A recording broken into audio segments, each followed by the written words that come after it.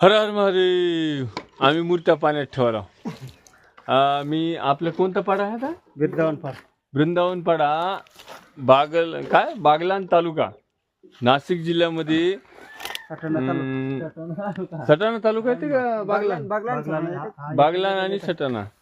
तर आम्ही गुजरात बॉर्डर आहे इकडून. आम्हाला हे वर दिसते का माळ, एकदम जवळ आहे. तो तुम्हाला माळ दाखवतो.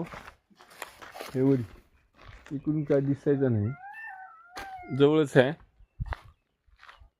शेवटचं गाव आहे आता हे आपल्या. हे वरी माळ आहे तिकडं,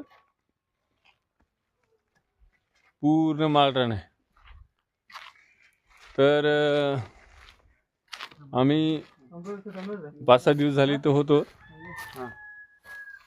मूर्त्या पाण्यात ठेवून आता निघायचे 10-11 वाजता. हे गावकरी आहेत सगळे. तुमचं काय नाव आहे? चिंतामण गांगोटे. तुमचं? मंगळू. मंगळू.